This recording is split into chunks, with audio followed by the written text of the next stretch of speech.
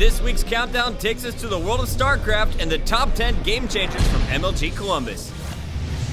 Starting off with number 10, we have MC pulling off a very cheeky cannon and zealot rush, causing Red to lose too many units far too early in the game, resulting in a quick GG. And the hatchery will fall, and Red says GG.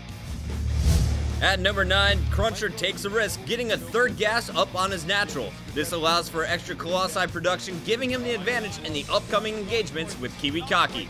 With an extra Colossi and superb micromanagement, Cruncher is able to beat Kiwikaki's larger army. Moving on to number 8, Rhett loads up more than a dozen overlords with banglings, engages Tyler's forces just outside his third, and swoops in over the crater in the center of Xel'Naga Caverns. He proceeds to drop the banglings on Tyler's army, taking out the majority of his forces with one tactful swipe. Being microed back brilliantly. At number 7, Sheth proceeds to turn the tide, taking out Show's third base with a Speedling backstab. He continues the onslaught, destroying Show's double engineering base, canceling the all-important 2-2 upgrades of his Terran opponent. He finally denies Show's offensive push on his fourth base, maintaining an all-round dominating presence on the map with strong offensive tactics and stellar defenses. Moving on to number 6, we have Tyler attempting a one-base Colossi all-in.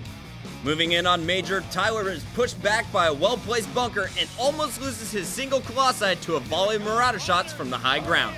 Having nearly lost his key unit in his build, Tyler pulls back slightly, but 3 Marines swoop in from behind on his suicide mission to finish off the Colossi.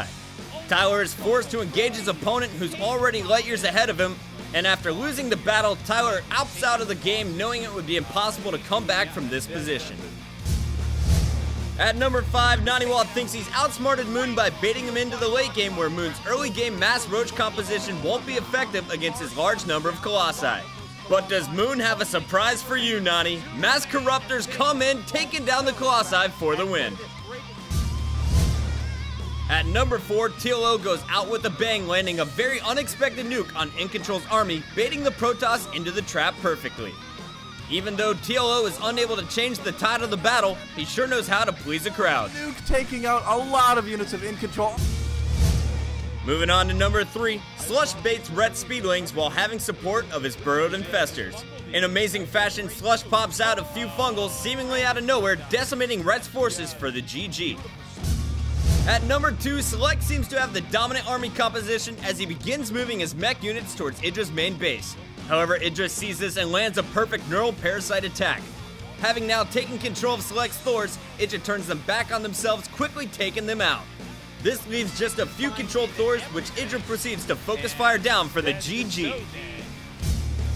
And at number 1, Moon smartly placed burrowed banglings completely wrecks Slush's incoming forces, wiping out his entire army. Whoever said good defense can't win games?